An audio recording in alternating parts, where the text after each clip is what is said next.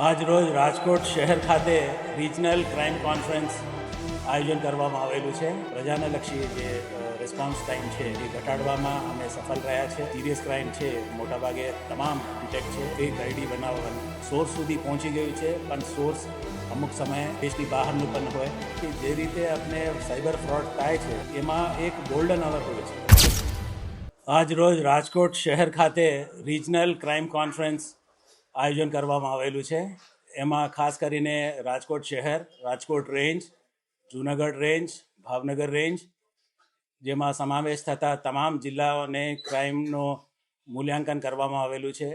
2024, 2025 અને જે 26ના જે પહેલા મહિનાનું છે એની વિશ્લેષણ કરવામાં આવેલું છે. આ ક્રાઇમ કોન્ફરન્સમાં રાજકોટ શહેર, Rajkot range, Junagadh range, Bhavnagar range અને તમામ મૂલ્યાંકન કરી અને જે પ્રશ્નો છે એને સૂચના પણ આપવામાં આવેલી છે. ખાસ કરીને જે નાર્કોટિક્સ બાબતમાં હોય, સાયબર ક્રાઇમનો બાબતમાં હોય અથવા રોડ એક્સિડન્ટ, ફેટલ એક્સિડન્ટ જે છે એના બાબતમાં હોય એમને વિશેષ ધ્યાન આપવાની સૂચના આપવામાં આવેલી છે. અને ખાસ કરીને જે ડાયલ 112 પ્રોગ્રામ છે એનો પણ વિશેષ ચર્ચા કરવામાં આવેલી છે. અને 2025ના સપ્ટેમ્બર મહિનાથી આપણે કાર્યરત થઈ છે અને એમના પણ કામગીરીનું મૂલ્યાંકન કરવામાં આવેલું છે. અને જે પ્રજાને લક્ષી જે રિસ્પોન્સ ટાઈમ છે એ ઘટાડવામાં અમે સફળ રહ્યા છે. 12 મિનિટ અને 14 મિનિટ જેવું થતું હતું રાજકોટ શહેરમાં, એ ઘટીને 7 મિનિટ થઈ ગઈ છે. અને એ જ રીતે બીજા રેન્જોમાં પણ, જિલ્લાઓમાં પણ એ જે રિસ્પોન્સ ટાઈમ હતો એ લગભગ 50% એટલે ઘટી ગયું છે. એ એક સારી વાત છે અને પ્રજાલક્ષી આપણા રિસ્પોન્સિવ રહે પોલીસ અને એ દિશામાં આપણો કામ કરી રહ્યા છે.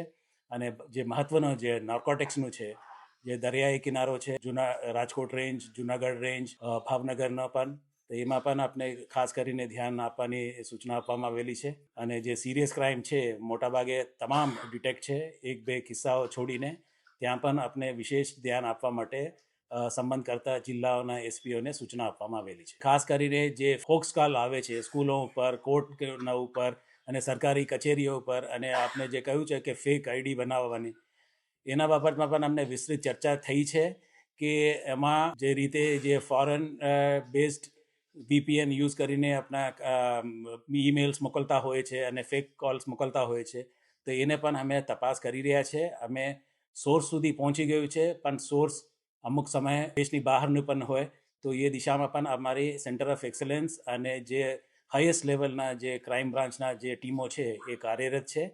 અમે જે રીતે અમને સફળતા મળશે એ આગળના દિવસોમાં આપણે ખ્યાલ આપો કે જે રીતે આપણે સાયબર ફ્રોડ થાય છે એમાં એક ગોલ્ડન અવર હોય છે. જેટલા વહેલું બને એટલા વહેલું આપણે 1930 ઉપર આપણે ફરિયાદ કરીએ તો એટલા અમે જલ્દીથી વહેલાથી એને level of transaction of money જે છે આપણે રોકી શકાય. અવગત છો કે એ ડિજિટલ પ્લેટફોર્મ છે, ડિજિટલ ઇન્ડિયાનો ભાગ છે કે જે બેંક જે એમાં ઇન્વોલ્વ છે એમાંથી અમુક મિનિટોમાં એ 4 લેયર 5 લેયર સુધી એ ટ્રાન્સફર થતા હોય છે.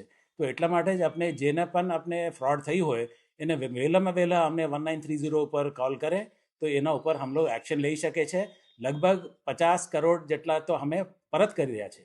તો એ ટકાવારી પણ છે કે એમાં એ છે કે જ્યારે આપણે ખબર પડે ત્યારે જ આપણે તાત્કાલિક આપણે જાણ કરે તો પોલીસ આમાં રિકવરી કરવામાં સફળતા રહે છે. કેમ કે બધા ડિજિટલ પ્લેટફોર્મ્સ છે, તે ફર્સ્ટ લેવલ ઉપર થાય તો આપણે ફ્રીઝ કરી શકાય એકાઉન્ટ અને પરત આપી શકાય જે ભોગ બનનારને.